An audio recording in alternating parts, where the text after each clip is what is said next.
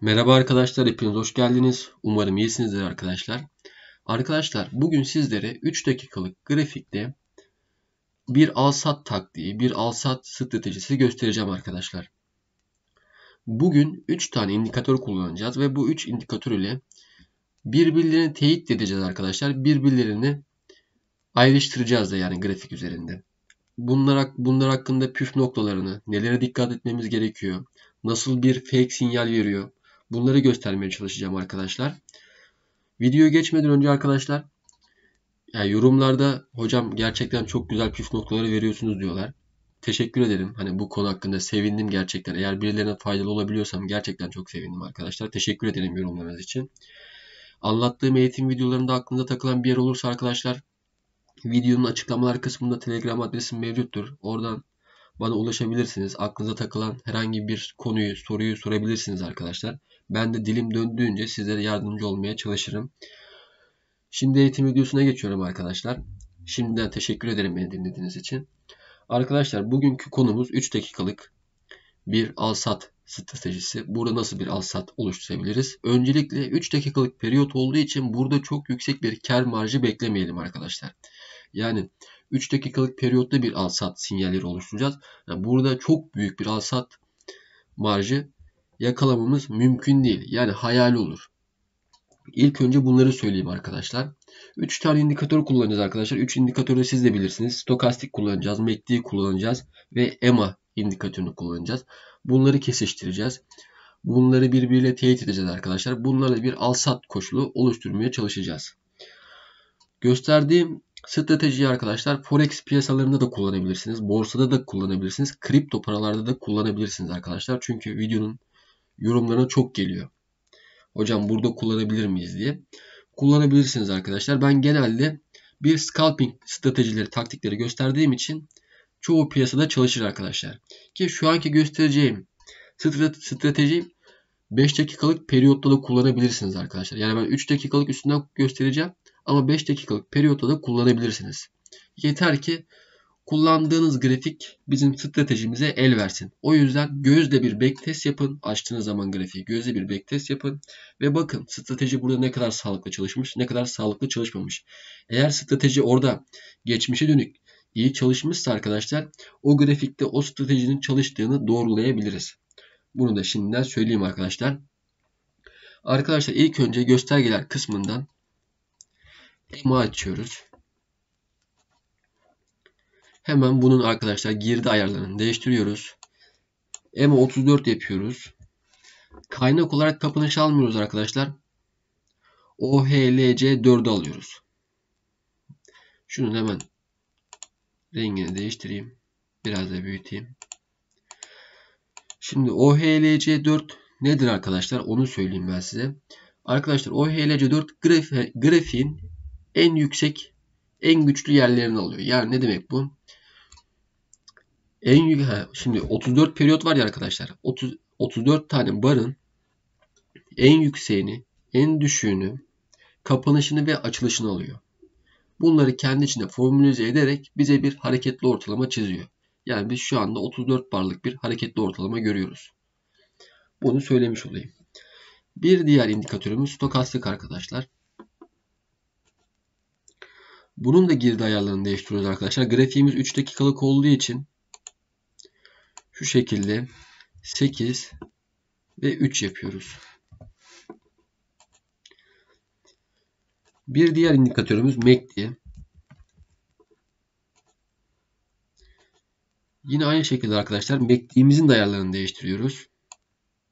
Burayı da 5, 15 ve 5 yapıyoruz arkadaşlar. Gördüğünüz gibi arkadaşlar ayarlarımız bu. Bu şekilde bir al-sat ayarları kendimize yapıyoruz. Şimdi arkadaşlar diğer eğitim videolarında da zaten stokastiği anlattım, MACD'yi anlattım, hareketli ortalamaları anlattığım için ben bu indikatörlerin içine fazla girmeyeceğim. Ben direkt konuya gireceğim. İlk önce sinyalimizin hatalı vermesinden başlayalım. Yani ben size direkt işte şurada şu kadar kar almış, burada bu kadar bir karı var diye göstermeyeceğim. İlk önce sinyallerimizin hatasını göstereceğim. Bu hatalara karşı nasıl tedbir alabiliriz bunları göstereceğim. Daha sonra ben o Hani bu kadar kar alabiliriz, bu kadar zarar edebiliriz olayına gireceğim. Hani şu anlık benim için orayı ilgilendirmiyor.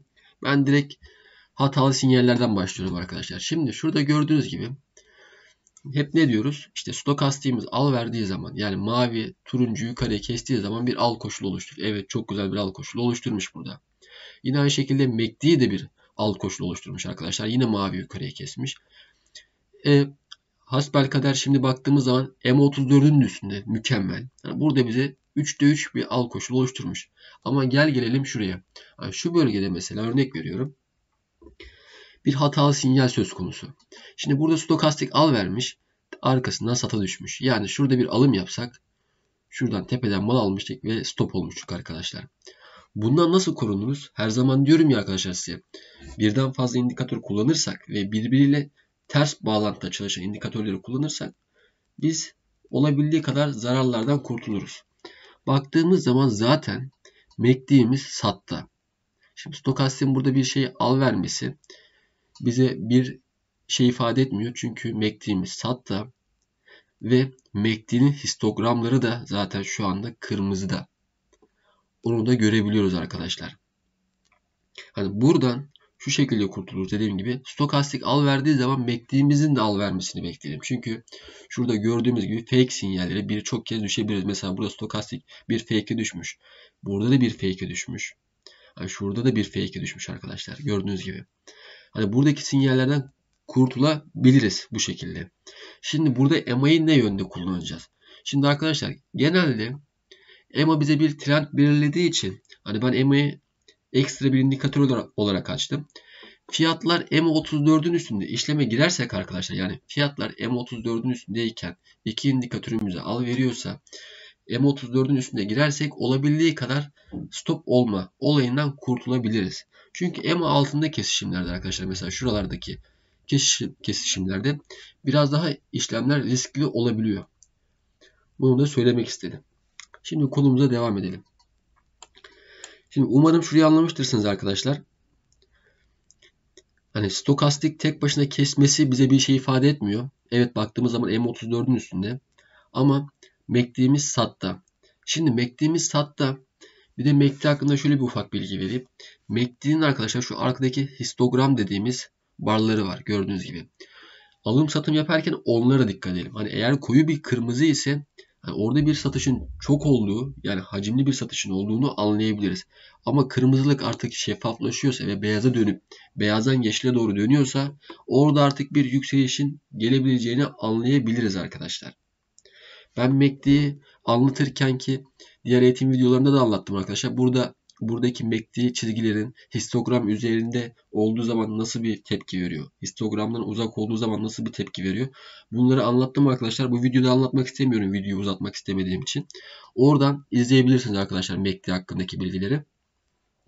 Şimdi gelelim biraz geriye. Kontrol edelim. Şimdi burada dediğimiz gibi arkadaşlar MACD'miz kesmiş. Histogramımız evet yeşile dönmüş artık. Burada stokastiğimiz aynı şekilde kesmiş arkadaşlar. Şimdi bakın stokastik daha önceden kesmiş. Ve artık MACD'nin histogramı, yani şurada gördüğümüz histogram artık tamamen kırmızılıktan çıkmış. Artık yeşile döneceğini anlayabiliyoruz. Zaten MACD şurada kestiği zaman arkadaşlar, bakın MACD biraz daha erken kesmiş. Bir mum, yani 3 dakika erken kesmiş MACD. Baktığımız zaman şurada hani bir yükselişin gelebileceğini anlıyoruz. Çünkü o sırada stokastik de emin olun kesiyor olacak bunu. Bar kapanmamış olacak ama stokastik burada kesiyor olacak. Bunu kestiği zaman zaten yani şurada bir güzel bir kar elde ettiriyor arkadaşlar, gördüğünüz gibi. Burada aldığımız zaman şuraya kadar bir sattırız. Ama buradaki karlar dediğim gibi çok küçük miktarlarda olur. Yani şuradan bir hatta kontrol edelim. Şuradaki tepeye kadar 0.50, yani %0.50 şeklinde bir kar olur ki hani ne bekliyoruz ki 3 dakikalık bir periyot. 3 dakikalık periyotta bu kadar kar bile muazzam bir kar arkadaşlar. Çünkü bu tarzda bir sürü karşımıza imkan çıkacak. Yani grafikleri incelediğimiz zaman bir sürü bize imkan verecek grafikler. Şimdi biraz daha geriye gidelim. Yine aynı şekilde arkadaşlar burada da bir aynı olay var. Burada da bir kesişim olmuş ve buradan arkasından çok güzel bir şekilde ufak bir sıçrama olmuş. Gördüğünüz gibi. Şurada bir aynı şekilde 3 de aynı anda kesiyor. Şu bölgede arkadaşlar. Mum kapanışından alırsak yine aynı şekilde fiyatlardan %0.20 şeklinde bir kar elde edebiliriz. Bir de arkadaşlar sizlere şunu söyleyeyim. Kusura bakmayın. Hep şu soru soruyor. Hocam komisyona takılıyoruz. Şimdi hani şöyle düşünün arkadaşlar. Spot piyasada zaten eğer yüksek bir meblağ paranız varsa bunu kurtarabilirsiniz. Ama vadeli işlemlerde eğer işlem yapacaksanız, komisyona takılmak istemiyorsanız, yine aynı şekilde vadeli işlemlerde paranızın biraz büyük olması, kaldırıcınızın düşük olması gerekiyor. Yani örnek veriyorum. Eğer 50 dolarlık bir işlem açacaksanız kaldırıcınız 2x olsun. Yani çarpan 2 olsun. Eğer çarpanınız yüksek olursa 50 dolarda çok komisyon alır sizden. Yani şöyle düşünün, 10.000 dolarda 1x ile 2x ile girerseniz komisyonunuz çok çok düşük olur. Hani bunlara dikkat ederek işlem açın. Çünkü bazıları diyor ki hocam eğitimde gösteriyorsunuz ama biz buradaki komisyonu ayarlayamıyoruz. Buradaki komisyon ayarlama olayı vadeli işlemlerde özellikle paranız düşükse, yani 10 dolara gidip 50x, 10 dolara gidip 20x, 10 dolara gidip 10x açarsanız sadece komisyona çalışmış olursunuz arkadaşlar. 3 dakikalık grafikten istediğiniz marjı alamadığınız sürece sadece siz komisyona para vermiş olursunuz. Hani kar etmezsiniz. Bunu da size söyleyeyim. Şimdi arkadaşlar baktığımız zaman dedim ya size az önce. Eğer M34'ün altında bir kesişim olduğu zaman, mesela şurada bir M34'ün altında bir kesişim oldu. Fiyat, yani şuradaki MACD fiyatı, MACD buradaki bardan açık. Ben bunu MACD'nin eğitim videosunda anlatmıştım ama burada da söyleyeyim. MACD'nin şuradaki histogramdan uzak kesiyor. Hani burada fiyatın yükseleceğini öngörebiliriz. Arkadaşlar bunu size burada söyleyeyim yine. Bunu öngörebiliriz ama buradan işleme girmek, hani ben girer miyim? Yani çok nadir girerim. Ben genelde girerken hep EMO'nun üstünde işleme giriyorum arkadaşlar. Hani EMO üstünde hiç yoktan kendimi, yani stop olacaksam bile EMO üstünde EMO'mu stop şeklinde kullanırım. EMO'ya değdiği zaman, EMO altında kapanış yaptığı zaman ben stop olurum. Genelde bu şekilde olur. Şimdi biraz daha geriye gittiğimiz zaman arkadaşlar yine aynı şekilde burada da bir al koşulu oluşturuyor. Burada ilk önce arkadaşlar gördüğünüz gibi bir stokastik al veriyor.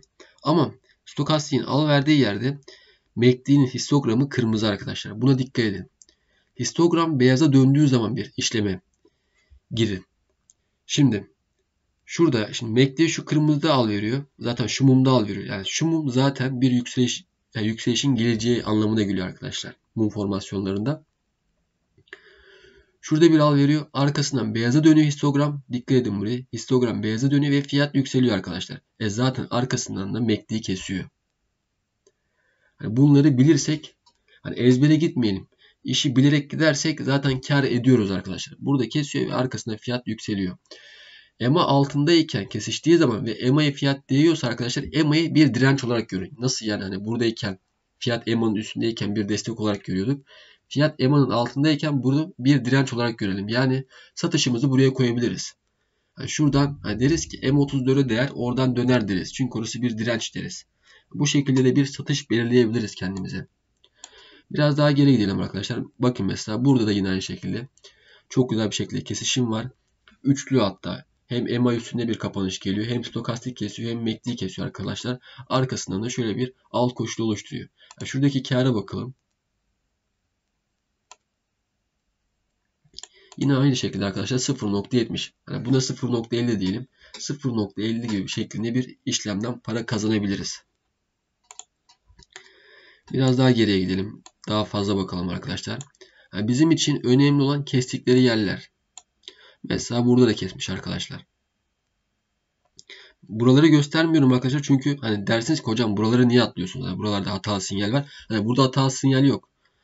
Burada evet stokastik kesmiş ama MACD kesmemiş arkadaşlar. O yüzden buraları atlıyorum. Yani onun farkına varın. Sonra hocam işte sadece kestiği yerleri bize gösteriyorsun deme. Çünkü zaten ilk önce ben size hatalı sinyalleri gösterdim. Şimdi baktığımız zaman üçü de aynı anda kesiyor. Ve şurada bir kesişim geliyor arkadaşlar. Gördüğünüz gibi. Ve şuradan fiyat yükseliyor.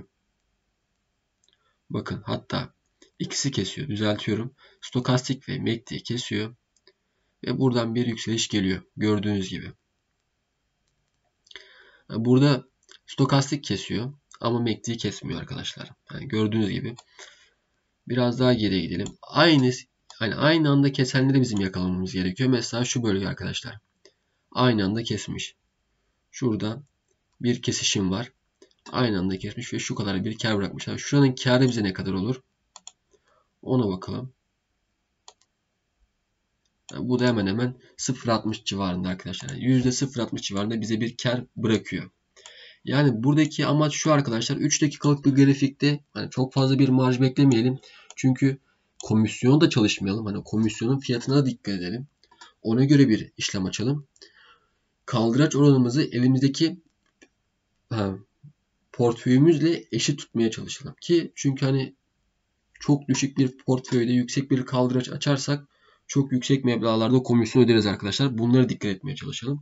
Benim bu video hakkında anlatacaklarım bu kadar arkadaşlar. Umarım bu video bir eğitim videosu. Umarım size faydalı olmuştur. Umarım hani kendinize göre çekersiniz. Hani ben burada EMA'yı kullandım. Siz farklı bir şey kullanırsınız veya da farklı bir indikatörle deneyebilirsiniz. Dediğim gibi 3 dakikalık periyodu 5 dakikalık 15 dakikalık periyotlarda da deneyebilirsiniz arkadaşlar. Çalışacağını öngörüyorum çünkü ben birkaç tanesini denedim arkadaşlar. Çalışıyordu. Hani her grafikte çalışmaz ama yani yüksek çoğunluğunda çalışır arkadaşlar. Kendinize göre ayarlayabilirsiniz. Benim bu video hakkında anlatacaklarım bu kadar arkadaşlar. Umarım eğitim faydalı olmuştur. Kendinize dikkat edin arkadaşlar. Bol kazançlar diliyorum. Hoşça kalın. Görüşmek üzere.